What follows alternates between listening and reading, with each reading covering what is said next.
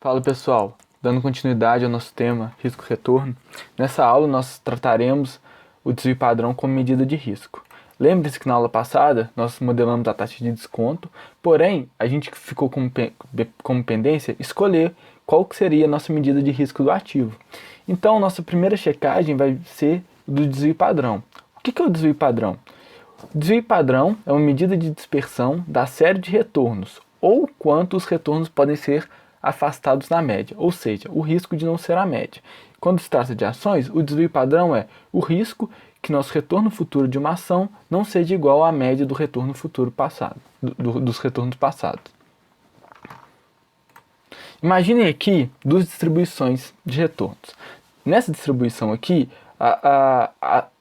os retornos eles convergem mais para a média. Percebam que aqui a dispersão é muito menor do que nesse segundo caso. Portanto, no primeiro caso, o desvio padrão e o risco é menor, e no segundo caso, o desvio padrão e o risco são maiores. Já que o desvio padrão é um candidato a ser nossa medida de risco, a gente tem que averiguar se ele realmente é uma boa medida para a nossa finalidade. Então, imagina que um acionista ele tenha R$100 investidos em duas ações, igualmente, 50% ou R$50 na ação A e 50% R$50 na ação B. Aqui estão os retornos anuais de cada ação, os retornos anuais da ação A, os retornos anuais da ação B, o retorno médio da ação A, o retorno médio da ação B, o desvio padrão da ação A e o desvio padrão da ação B. Então, qual que seria o retorno dessa carteira? A gente pode imaginar, primeiro, a gente acha o retorno através da média ponderada, fazendo a média ponderada entre os retornos da ação A e os retornos da ação B, e o retorno da ação B. Como que a gente faz a média ponderada? A gente multiplica o peso, né, que é 50%, então é o peso igual para cada uma das ações, vezes o retorno de cada uma das ações. Então, 50% vezes o retorno da ação A, mais 50% vezes o retorno da ação B. A gente acha que o retorno da nossa carteira, pela média ponderada, é de 11,5%. Então, de forma análoga, a gente pode tentar encontrar o desvio padrão da nossa carteira fazendo pela média ponderada também. Então, multiplicando o peso de cada uma das ações, 50%, vezes o desvio padrão de cada uma delas. Então, 50% vezes o desvio padrão da ação A, mais 50% vezes o desvio padrão da ação B. A gente acha que o desvio padrão da nossa carteira é de 5,1%. No entanto, será que esses números estão certos? A gente tem que averiguar isso. Então, para conferir, a gente pode ver qual que é o retorno anual da carteira. Como que a gente faz isso? Como a nossa carteira a cada ano tem 50% de A e 50% de B, a gente faz a média ponderada anual. Então a gente acha que o retorno da nossa carteira para os anos 5 a 1 são esses aqui em vermelho. Depois disso, a gente acha o retorno médio dos nossos retornos anuais. O retorno médio é de 11,5%.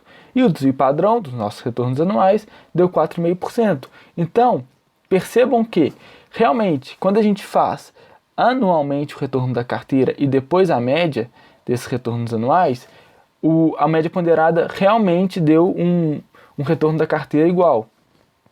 Só que quando se trata de desvio padrão, a nossa desvio padrão pela média ponderada deu maior que o desvio padrão calculado pelo retorno anual da carteira.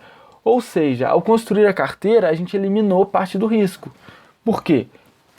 O risco das ações pela média ponderada era de 5,1%.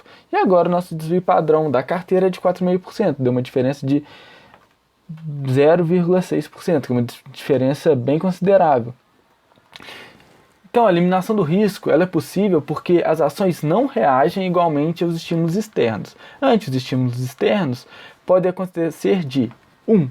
Algumas ações subirem e outras caírem. 2. Todas as ações caírem, mas com intensidades diferentes. 3. Todas as ações subirem, mas com intensidades diferentes. Então, como os retornos das ações não andam exatamente juntos, a imprevisibilidade dos retornos da carteira é menor do que a imprevisibilidade da média pelo peso de cada ação na carteira. É daí que surge aquele ditado: nunca coloque todos os ovos na mesma cesta, porque ao diversificar, você está eliminando o risco. Então, um exemplo, suponha que você possui ações de uma companhia aérea e de uma petrolífera, ou seja, sua carteira é composta parte por ações de uma companhia aérea e parte de uma petrolífera.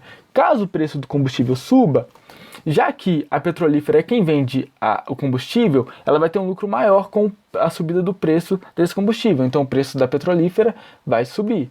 E como a companhia aérea é quem compra esse combustível, ela vai ter uma despesa maior a comprar o combustível. Então o preço da companhia aérea cairá.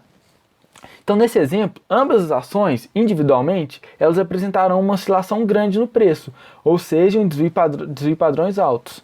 Porém, quando a gente coloca as duas numa mesma carteira, como uma ação vai subir e a outra vai descer, a carteira vai ter uma pequena oscilação de preço, ou seja, o desvio padrão da carteira vai ser baixo.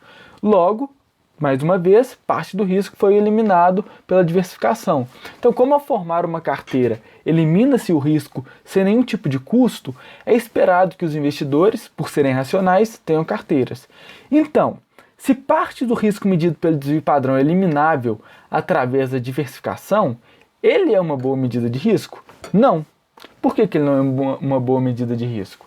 O desvio padrão não é uma boa medida de risco para a precificação de ativos, pois ele mede o risco total, que é formado por uma parcela de risco que não é eliminável, chamada de risco não diversificável ou risco de mercado. Por exemplo, quando teve a crise do subprime lá em 2007, o mercado como um todo teve um crash. Então, independente da ação que você teve, ela teve queda.